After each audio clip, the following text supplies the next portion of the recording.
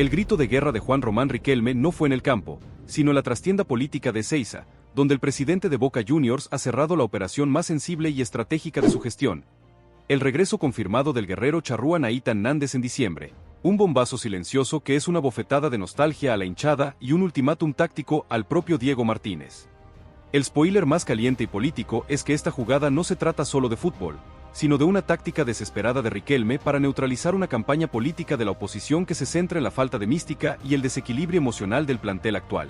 La clave de la negociación fue la jugada maestra de Riquelme: aceptar un salario bajo del uruguayo, una fracción de lo que ganaría en Europa, para forzar la salida de su club actual, una movida que ata las manos a la oposición financiera, pero que obliga al club a pagar el precio con la venta anticipada de la joya más preciada de la cantera, Cristian Medina. La urgencia es total. El fichaje de Nández es un arma de doble filo que garantiza la garra pero amenaza con dinamitar el equilibrio técnico y la capitanía de Paul Fernández. La pregunta crucial que hoy se instala en el universo Xeneize es: ¿podrá Riquelme justificar la venta de la cantera con la gloria de Nández y la ansiada séptima copa, o este regreso épico desatará una crisis interna de liderazgo y un caos táctico que pondrá fin a su mandato? Quédense con nosotros, porque vamos a desentrañar el intrincado laberinto político, el sacrificio financiero y el dilema existencial de Diego Martínez ante la llegada del uruguayo. Suscríbanse y comenten ya. ¿Es Cristian Medina el precio justo a pagar por la garra de Nathan Nández? El regreso de Nathan Nández es el reconocimiento implícito de que al Boca Juniors de Diego Martínez le falta un ingrediente vital para ganar la Copa Libertadores: el veneno, la rebeldía, el fuego innegociable que Nández inyectaba en cada partido. El actual mediocampo, con su toque técnico y su juventud talentosa, Medina, X Fernández, Zenón, es estético pero a menudo se diluye ante la presión asfixiante de las instancias decisivas continentales. Riquelme, con su olfato de 10, ha entendido la demanda popular y el vacío emocional que el uruguayo dejó desde su partida. La negociación fue un acto de malabarismo financiero y diplomático, que se basó en la amistad personal con el entorno del jugador y la utilización de su voluntad como palanca de presión. Nández, desgastado mentalmente y alejado del foco continental en ligas de menor trascendencia, como su paso por el Cagliari y el rumoreado interés árabe, priorizó el legado y la gloria sobre el cheque, aceptando un contrato de larga duración y una remuneración neta que no compite con Europa, pero que le garantiza la visibilidad necesaria para blindar su lugar en la selección uruguaya en el próximo ciclo mundialista. El secreto de la operación fue el mecanismo de la cláusula de compra obligatoria. Boca Juniors no paga todo el pase de golpe, sino que difirió la mayor parte del costo al final del préstamo, obligándose a realizar la venta de un juvenil en los próximos meses para cubrir esa obligación contractual, una jugada de riesgo que Riquelme vendió como ingeniería financiera, pero que la oposición califica como hipoteca del patrimonio. El sacrificio de Cristian Medina como moneda de cambio es el punto más sensible y polémico de esta transferencia bombazo.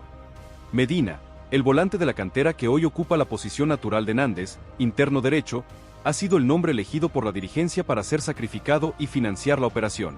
Si bien Riquelme ha negado que se trate de un trueque directo, la necesidad de inyectar liquidez para afrontar el costo diferido del uruguayo obliga al club a acelerar la venta de su jugador más cotizado en Europa.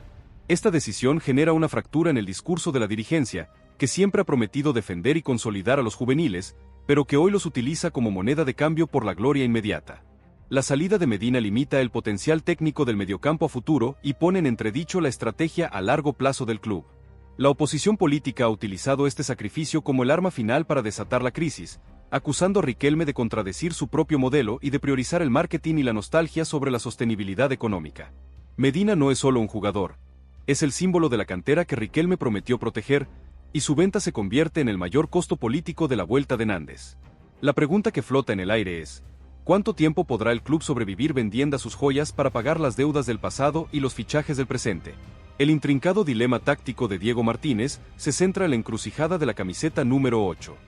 Martínez tiene la difícil misión de integrar la potencia de Nández sin desmantelar la base técnica que ha construido con X, Zenón y Medina. La llegada del uruguayo obliga al entrenador a elegir entre dos caminos totalmente opuestos: pureza técnica o intensidad guerrera. La hipótesis táctica más fuerte es que Nández ocupará el puesto de volante interno que hoy le pertenece a Medina, inyectando una verticalidad, marca y presión que hoy el equipo no tiene, especialmente en el último tercio de la cancha. Otra opción audaz sería utilizar a Nández como doble 5 junto a X Fernández, una medida que implicaría sentar a Paul Fernández y cambiar la estructura del mediocampo a un modelo más combativo y defensivo, ideal para los partidos de visitante en la Copa. La polifuncionalidad de Nández también le permite a Martínez utilizarlo como lateral volante en un esquema de 5 defensores, una solución de emergencia que refuerza la defensa y aporta una salida explosiva por la banda derecha. Sin embargo, el mayor desafío de Martínez es convencer a Paul Fernández de que su nuevo rol será de rotación y relevo de jerarquía, una tarea de liderazgo que definirá la estabilidad del vestuario. El entrenador está atrapado entre la necesidad de tener a Nández y el riesgo de romper el equilibrio interno. La capitanía bajo asedio es la consecuencia directa y más visible del regreso de Nández. Paul Fernández, el capitán de Riquelme, vería su liderazgo y su continuidad en el once inicial cuestionados de forma implacable por la presión de la hinchada y la necesidad táctica de Martínez. Nández no es solo un jugador, es un ícono de la rebeldía, un líder natural que se impone con el ejemplo y la garra inagotable, cualidades que Paul no ha logrado consolidar en la memoria popular. El vestuario de Boca no es ajeno a la guerra de egos y la lucha de poderes, y la llegada de Nández genera un contrapeso de autoridad que pone a prueba la lealtad de los jugadores. Riquelme deberá interceder para gestionar esta transición, buscando una solución de compromiso que mantenga a Paul como un referente en el vestuario pero que le entregue la cinta de capitán a Nández en los partidos clave, un gesto simbólico que pacifique a la hinchada y refuerce el mensaje de priorizar la mística copera. La crisis de liderazgo en el mediocampo es inminente, y su gestión será el barómetro que medirá la capacidad de Riquelme para controlar los hilos del club. El fantasma de la lesión y el desgaste europeo son la incógnita física que preocupa a Martínez. El paso de Nández por ligas de menor intensidad y la falta de continuidad en sus últimos clubes generan dudas sobre su capacidad para soportar la ferocidad física y el calendario apretado del fútbol sudamericano y la Copa Libertadores. El uruguayo es un jugador de alta intensidad, que vive del despliegue físico y la carrera inagotable, cualidades que se resienten con el paso del tiempo y la falta de rodaje. Martínez y el cuerpo médico deberán diseñar un plan de entrenamiento y rotación personalizado para Nández, asegurando su óptimo estado físico para los partidos clave y evitando las sobrecargas que puedan derivar en lesiones musculares. El fracaso de Nández por razones físicas sería el escenario más catastrófico para Riquelme, ya que justificaría la acusación de la oposición de comprar una figura agotada y haría inútil el sacrificio de Medina. La salud del guerrero es el riesgo final que Riquelme está dispuesto a asumir por la gloria continental. El pacto charrúa entre Cavani y Nández es el único garante de armonía en el vestuario polarizado. La presencia de Edinson Cavani, un líder natural y un jugador de jerarquía innegable, facilita la integración de Nández y crea un eje de liderazgo que Martínez debe utilizar para blindar el plantel. Cavani y Nández comparten códigos, la experiencia de élite y la sed de gloria continental, una sociedad de guerreros que buscará transmitir la mentalidad ganadora a los jugadores más jóvenes. La dupla uruguaya en la cancha será el motor emocional y ofensivo de Boca. Nández con su presión y verticalidad, alimentando a Cavani con pelotas de gol y rompiendo defensas con su despliegue. Este pacto de compatriotas es la última esperanza de Riquelme para evitar el cisma que la crisis de capitanía podría desatar. La sinergia charrúa es la promesa de fútbol y mística que Riquelme vende a la hinchada. El efecto dominó en el mercado de pases de Boca Juniors no termina con Nández. La llegada del uruguayo abre la puerta a la posible salida de otros jugadores, además de Medina, que verían su rol minimizado con la nueva estructura táctica de Martínez. Jugadores como Jorman Campuzano o Vicente Taborda verían limitadas sus oportunidades en el mediocampo, lo que obligaría a Riquelme a gestionar nuevas ventas o préstamos para aliviar la carga salarial del club. La operación Nández no es un fichaje aislado, sino el inicio de una reestructuración profunda del plantel que prioriza la jerarquía sobre la cantidad de jugadores en cada posición. El mercado de Boca se reactiva con ferocidad, y la llegada del uruguayo marca la pauta para las próximas decisiones de la dirigencia. El referéndum político sobre el legado de Riquelme ya está en marcha. La vuelta de Nández es la apuesta final del presidente para silenciar a la oposición y consolidar su mandato. El éxito de esta operación dependerá directamente del rendimiento de Nández y de la capacidad de Martínez para ganar títulos continentales. Si Nández triunfa, Riquelme será visto como un genio que supo recuperar la mística. Si fracasa, la oposición tendrá el arma perfecta para desatar la crisis final y cuestionar la gestión del club. Riquelme está jugando al límite, apostando la estabilidad económica y la cantera por la gloria inmediata en la Copa. El final de esta historia se escribe en la cancha y en el despacho de Riquelme. La Operación Nández es la prueba de fuego que definirá la historia de Riquelme como gestor y el futuro deportivo de Boca Juniors. La pregunta final que nos queda es, ¿podrá el regreso de Nathan Nández, el guerrero charrúa, justificar el sacrificio de Cristian Medina y la venta de la cantera para darle a Boca Juniors la ansiada séptima copa, o el caos táctico y la crisis de liderazgo se convertirán en la profecía de la caída política de Juan Román Riquelme? La trompeta de guerra ha sonado en el riachuelo y el eco retumba en la Bombonera con la fuerza de un sismo de magnitud 10.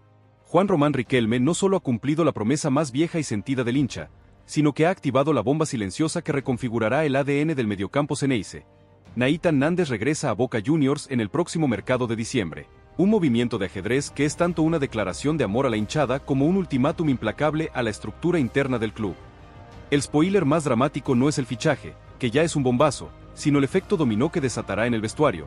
La vuelta del perro es una amenaza directa a la capitanía y la influidez de Paul Fernández, y una sentencia financiera que obligará a Riquelme a vender un activo clave de la cantera, apuntando las miradas a la joya Medina o a un porcentaje de Barco, para cubrir los costos de la operación. La urgencia del presidente es política. Necesita la garra de Nández para blindar su gestión ante una oposición despiadada que cuestiona la venta de jóvenes talentos y la lentitud en los títulos continentales.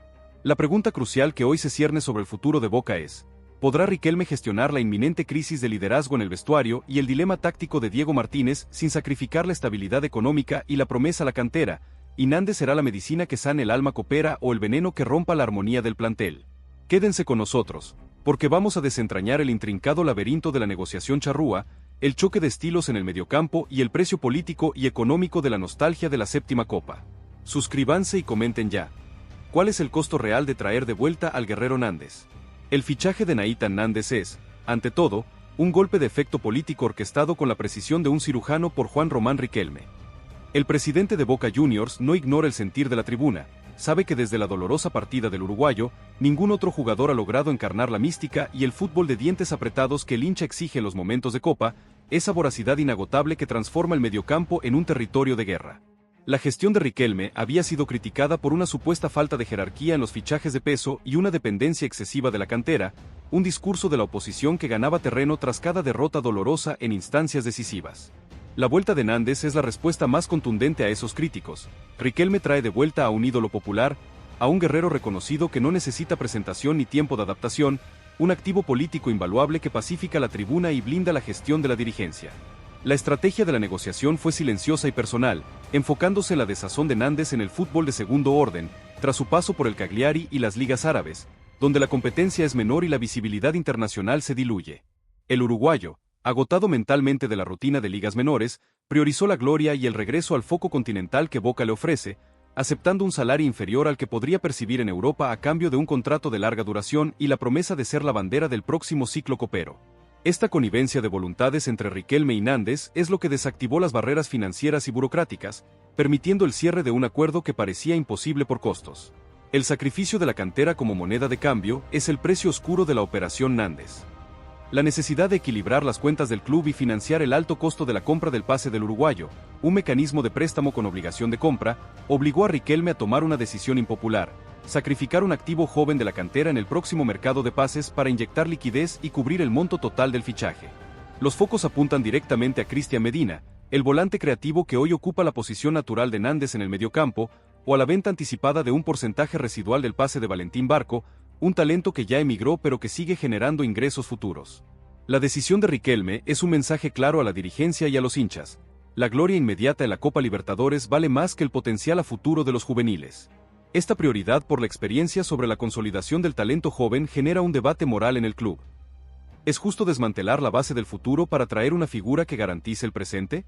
La jugada es arriesgada y la oposición política ya ha tomado nota de esta contradicción en el discurso de la dirigencia, preparando un ataque mediático que cuestionará la sostenibilidad del modelo deportivo si el título continental no se concreta. La vuelta de Nández se paga con sangre joven de la propia cantera.